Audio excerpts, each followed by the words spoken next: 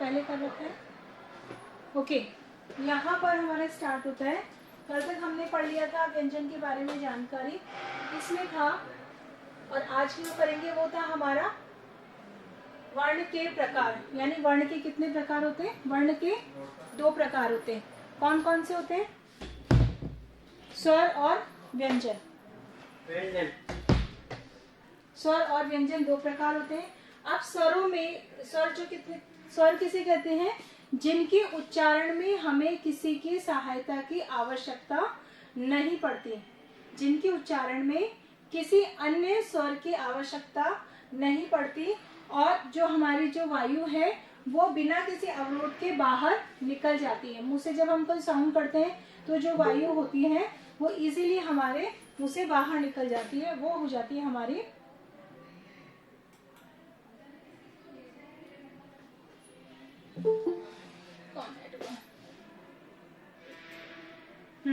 वो हो जाता है हमारे स्वर।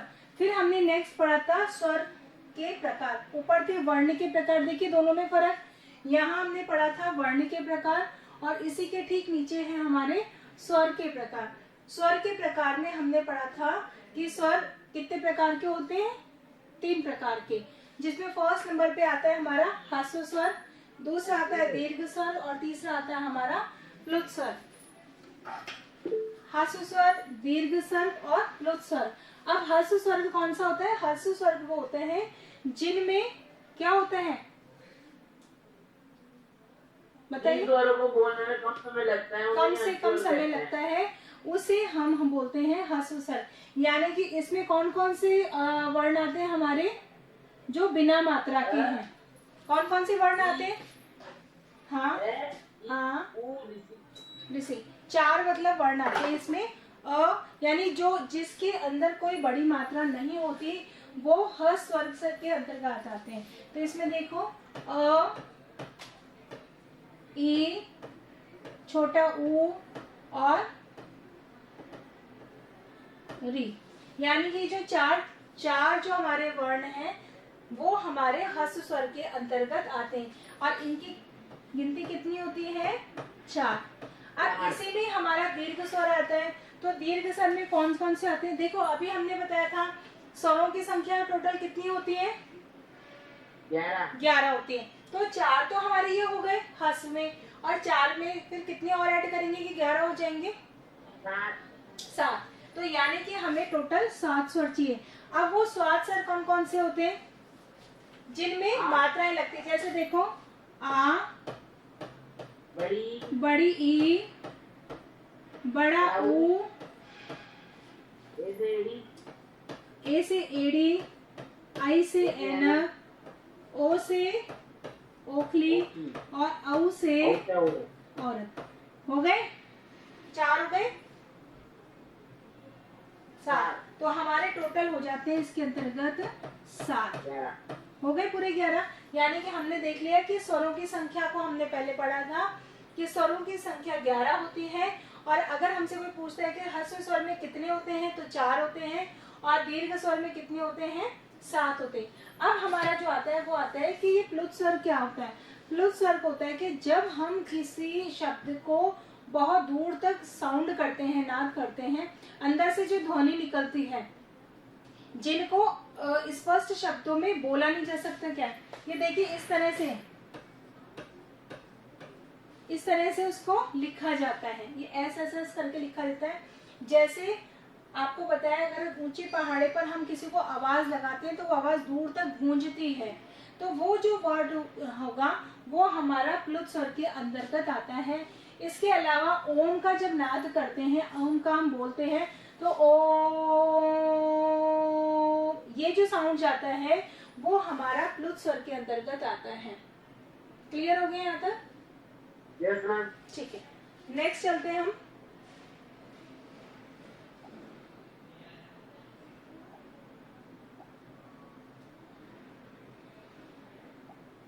यहाँ तक हो गया। फिर हमारा ये सारा मैंने समझा दिया था। फिर आता है स्वरों की मात्राएं, कि स्वर की मात्राएं कैसे लगाई जाती है। अब स्वर की मात्रा आपको पता है कि ऊपर वाला छोड़ दीजिए, नीचे वाला देख लीजिए, मैं समझा देती हूँ। देखिए स्वरों की मात्रा कैसे लगाएंगे।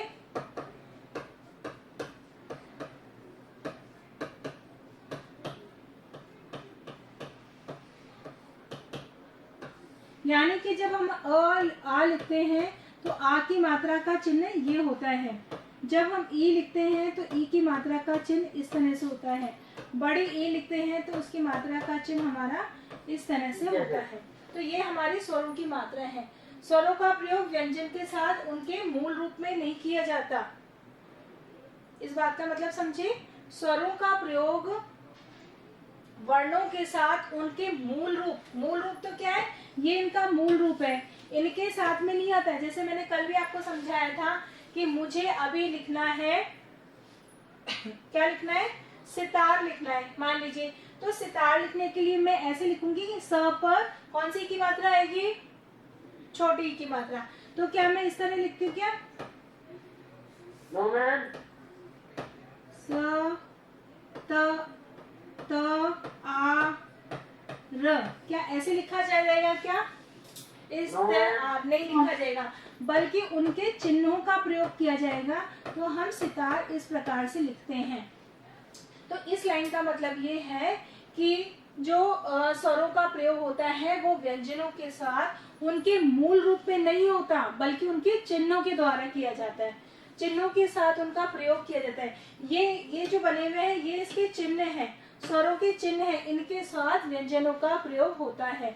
यहाँ तक क्लियर हो गया। अब आते हैं इसकी मात्राएं। मैंने समझा दी कि ये मात्राएं होती हैं, जितनी जो भी आपके व्यंजन है उन सबकी अपनी अपनी मात्राएं होती हैं। उनके आधार पर हम आवश्यकता अनुसार व्यंजनों पर उसका प्रयोग करते हैं। क्लियर यहाँ तक। अब नेक्स्ट आता है हमारा व्यंजन। व्यंजन किसे कहते हैं? अगर हमसे पूछा जाए कि व्यंजन किसे कहते हैं तो हम सीधा सीधा बोलते हैं क ख ग को व्यंजन कहते हैं। लेकिन अगर हमसे पूछा जाए कि उसकी परिभाषा क्या होती है तो परिभाषा क्या कहते हैं कि जिन वर्णों के उच्चारण में स्वरों की सहायता की आवश्यकता होती है, जिन वर्णों के उच्चारण में स्वरों की सहायता की आवश्यकता होती है और साथ मुख से जो वायु निकलती है वो स्वतंत्रता पूर्वक निकलती है, उसे हम व्यंजन कहते हैं। जैसे आपको मैंने ये भी समझाया था, हमें लिखना है क म ल, तो इसको हम डायरेक्ट क नहीं बोलेंगे, बल्कि पूरा क के साथ एक आवाज आ रही, क प्लस अ प्लस म प्लस अ प्लस ल प्लस अ, ऐसे लिखते हैं ना।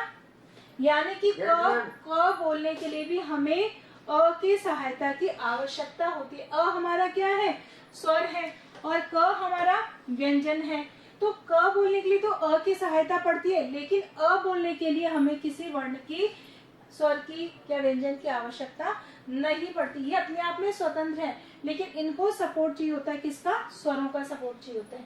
क्लियर हो गया यहाँ तक। तो अगर हमसे पूछा जाए कि व्यंजन की क्या परिभाषा है, तो जिन वर्णों के उच्चारण में स्वरों की सहायता की आवश्यकता होती है और जो मुख से वायु निकलती है वो स्वतंत्र होकर निकलती है, उसे हम व्यंजन कहते हैं। क्लियर? Yes ma'am. ठीक है। अब आगे देखिए, इसमें अगर हमसे ये पूछा जाए कि इनकी संख्या कितनी होती है, व्यंजनों की संख्या कितनी होती है, 25। टोटल कितनी होती है, 25। देखो ध्यान से, टोटल कितनी संख्या होती है व्यंजन। अब इसके अंदर हम डिवाइड कर देते हैं। क्या डिवाइड करते हैं, देखिए,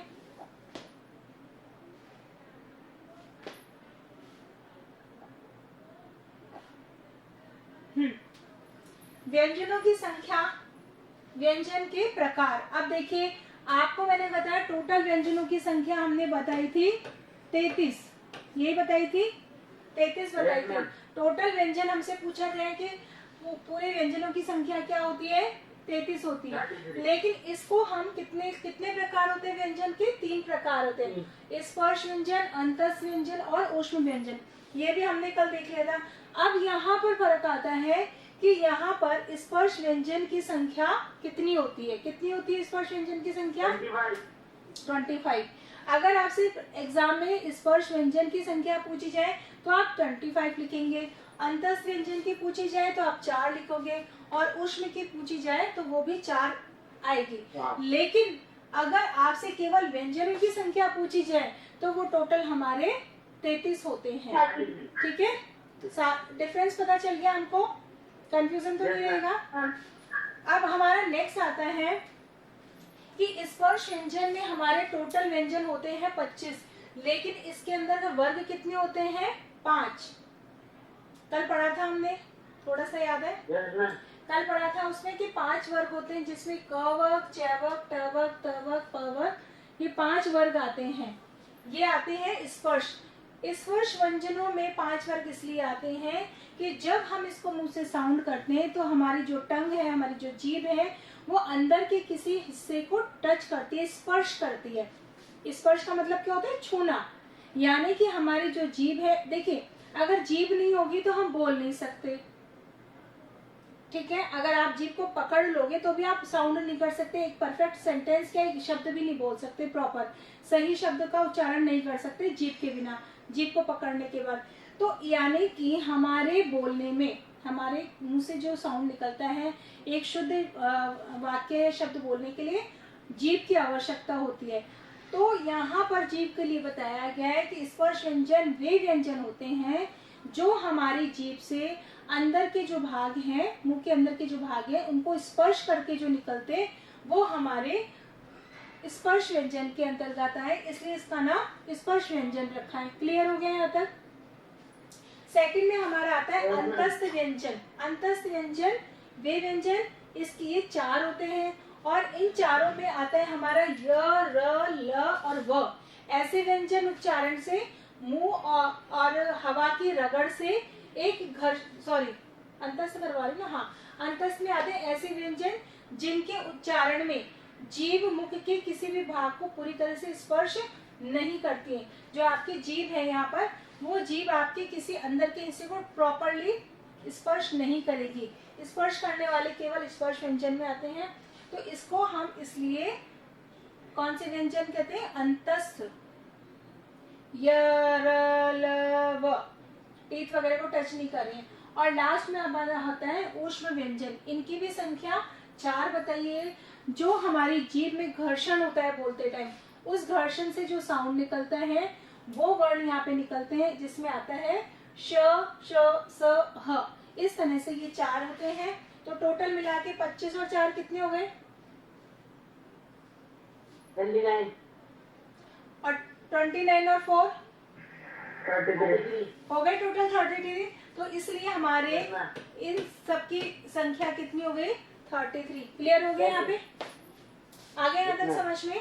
नेक्स्ट आता है हमारा इसी व्यंजन के अंतर्गत। अभी तक आपको अगर व्यंजन बोला जाता था तो आपको सिर्फ इतना सा पता है कि क से ल तक, ज्ञ तक लिख लेंगे, वो व्यंजन हो जाएंगे। लेकिन यहाँ पर आप देखो कि व्यंजन के बारे में कितनी जानकारी हमको मिल रही है, स्वर के बारे में कितनी जानकारी मिल रही है। तो अब आता है हमारा नेक्स्ट अतिरिक्त व्यंजन। अतिरिक्त मतलब एक्स्ट्रा। एक्स्ट्रा व्यंजन कौन से होते हैं? जो ट वर्ग के अंतर्गत आते हैं। ये ट वर्ग है, ट वर्ग के अंदर ट, ठ, ड, ढ, ण।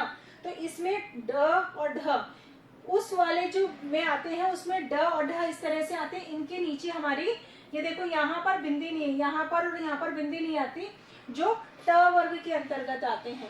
लेकिन अतिरिक्त व्यंजन के अंतर्गत 2 आते हैं, ढ और ढ। जैसे सड़क, सड़क का प्रयोग करते हैं, है ना, और ढ का ढपली। तो इस तरह के जो प्रयोग होते हैं वो अतिरिक्त व्यंजन के अंतर्गत आते हैं। ये इनकी संख्या कितनी होती है? हमारी 2 होती है। ठीक है। अब आता है हमारा संयुक्त व्यंजन। संयुक्त व्यंजन के अंतर्गत हमारे व्यंजनों की लास्ट लाइन आती है। उनको व्यंजनों में तो काउंट नहीं किया जा रहा है, क्योंकि वो किन्हीं 2 वर्णों के संयोग से बनते हैं। श, त्र, ज्ञ। ये मैंने कल समझा दिया था, त्र बनने का तरीका बताया था। नहीं बताया। जैसे अब इसको संयुक्त व्यंजन क्यों कहते हैं? संयुक्त व्यंजन, जैसे त्र लिखा हमने, तो त्र का लिखेंगे त प्लस र इक्वल टू त्र।